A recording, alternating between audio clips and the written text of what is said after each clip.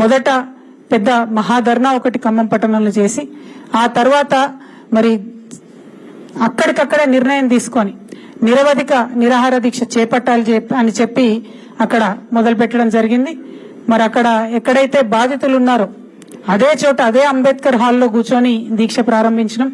ఆ తర్వాత పోలీసు వాళ్ళు వచ్చి అరెస్ట్ చేసి మమ్మల్ని హైదరాబాద్ తరలించిన తర్వాత కూడా విశారదన్ గారు వారి ఆఫీస్లో, నేను మా ఆఫీస్లో, ఎందుకంటే పోలీసు వాళ్ళు తీసుకొచ్చి మమ్మల్ని అక్కడ వదిలేసినారు కాబట్టి వాళ్ళు ఎక్కడ వదిలేస్తే అక్కడ కనీసం ఇంకొక ఇంటి దగ్గర కానీ ఇంకో దిక్కుపోకుండా ఇమీడియట్ గా పోయి దీక్షా శిబిరంలో కూర్చొని అట్లానే దీక్ష కంటిన్యూ చేసినటువంటి సందర్భం తెలంగాణ ప్రజలందరూ కూడా తెలిసిందే. అయితే ఇవాళ దీక్ష చేయాల్సినంత భయంకరమైన పరిస్థితి ఏంది అంటే ఇవాళ ప్రభుత్వం ఒక ధైర్యంతోనే, అంటే మీడియా మా పక్షాన ఉంది, అధికారం మా పక్షాన ఉంది, అధికారులు మా పక్షాన ఉన్నారు, ఏం చేసినా చెల్లుతుంది అనేటటువంటి ఒక ధైర్యంతో పేదవాళ్ళ ఇండ్లు కూలగొట్టేసింది. అప్పుడేమో అది కరెక్ట్ అన్నారు. ఈ రోజు మంత్రులు ప్రెస్ మీట్ పెట్టి కూలగొట్టిన ఆ భూమిలో 450 మంది అర్హులే, వాళ్ళకి పట్టాలు ఉన్నాయి అంటారు. అదేవిధంగా పోలీస్ కమిషనర్ ఇవాళ అఫీషియల్ గా ట్వీట్ చేసిండు, ఏమని, ల్యాండ్ ఓనర్స్ ని మేము ఎవాక్యుయేట్ చేసినామని. అంటే my straight question to Rahul Gandhiji, why did your government in Telangana evacuate landowners? How dare your government enter into a private property? How dare your government demolish those houses of the poor people? And how dare your ministers lie to the people of Telangana very blatantly for the whole world to see? And what is the meaning of you carrying a constitution, parading it around? It is not an ornament. It is to be lived by the spirit. And if the Congress party today is lacking the spirit, then I believe your government should immediately resign and ask the forgiveness of people of Telangana. What happened in Khammam is not a small issue. It is a very big issue. It is a huge issue.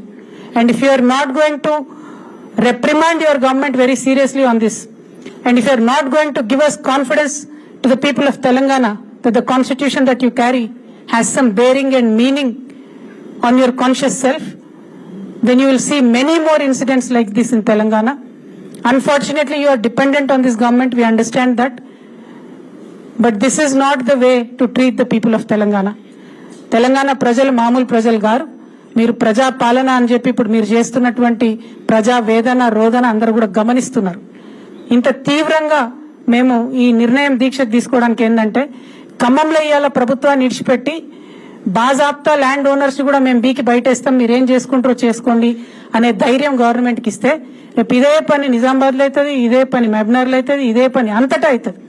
Telangana అంతటా కూడా పేదవాళ్లకు బతికుండే హక్కు లేదన్నట్టుగా ఈ ప్రభుత్వం వ్యవహారం ఉంది. కాబట్టి ఈ కఠినమైన నిర్ణయం తీసుకున్నాం.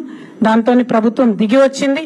దిగి వచ్చి ఇలా నిస్సిగ్గుగా 750 మంది ఇండ్లు కూలగొడితే అందులో కేవలం 311 మందికి మాత్రమే ఇప్పుడు అదే జాగాలో ఇండ్లు ఇస్తున్నామని చెప్పారు. నాకు తెలిసి ఏ పార్టీ పోయొచ్చిన వాళ్ళు ఎవరు కూడా ఈ డిమాండ్ చేయలే. కేవలం సంయుక్త పోరాటాలకు దిగిన తెలంగాణ జాగృతి ధర్మ సమాజ్ పార్టీ మాత్రమే ఈ డిమాండ్ చేసింది. మీరు ఎక్కడ కూలగొట్టిందో అక్కడనే జాగా ఇయ్యాలే.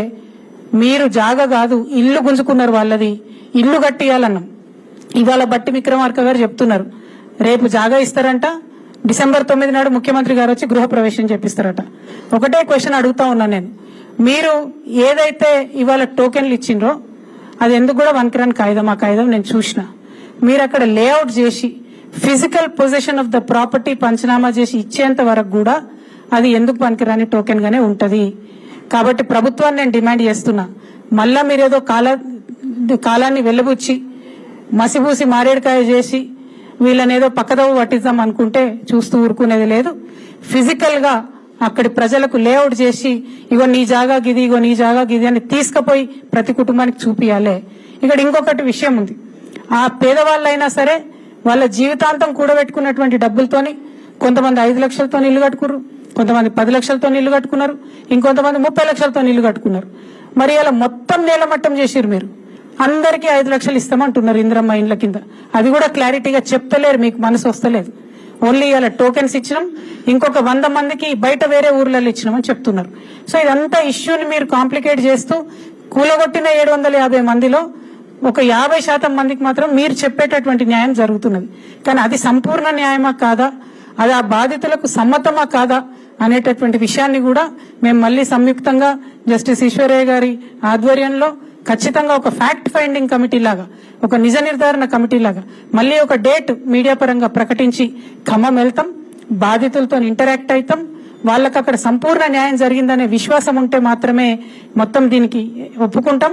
లేదంటే మళ్ళీ ఎనీ టైం దీక్షకు దిగుతాం. అందులో తగ్గేదే లేదు. ఎందుకంటే ఈ రాష్ట్రంలో పేదలకు ఒక విశ్వాసం రావాలి. అన్ని పొలిటికల్ పార్టీస్ ఫెయిల్ అవుతున్నటువంటి సందర్భంలో కొన్ని ప్రజాస్వామ్యాన్ని కోరుకునేటటువంటి శక్తులు, ప్రగతిశీలంగా ఆలోచించేటటువంటి శక్తులు కలిసి నడవాలనే కొత్త నిర్ణయం తీసుకున్న దాంట్లో భాగంగా మరి మేము ఇవాళ చేసినటువంటి ఈ ప్రయత్నం ఫ్యూచర్ లో కూడా కొనసాగుతుంది. ఇంకా కలిసి వచ్చేటటువంటి ప్రగతిశీల శక్తులందరినీ కూడా కలుపుకొని ఈ ప్రభుత్వం మీద పేదల పక్షాన, పేదల కొరకు యుద్ధం చేస్తాం. ఇక్కడ ఇంకొక మాట ప్రెస్ మిత్రులందరూ కూడా గమనించుకోవాలి. ఇవాళ ఖమ్మంలో 62 ఎకరాల భూదాన్ ల్యాండ్ విషయంలో ఈ గొడవ జరుగుతున్నది. కానీ కేవలం ఖమ్మంది కాదు, ఇది వాళ్ళు శాంపుల్ ట్రై చేసిండ్రు. ఇక్కడ కనుక రెసిస్టెన్స్ రాకపోతే, ఇక్కడ కనుక వ్యతిరేకత రాకపోతే తెలంగాణ రాష్ట్ర వ్యాప్తంగా 1,74,000 ఎకరాల భూదాన్ భూమి ఉన్నది. ఆ భూమి మొత్తం మీద కూడా ప్రభుత్వ పెద్దల యొక్క కన్నుబడ్డది. ఇక్కడ ఎట్లా అయితే పేర్లు మార్చిండ్రో వేరే అన్ని చోట్ల కూడా అదే జరిగే అవకాశం ఉంటది.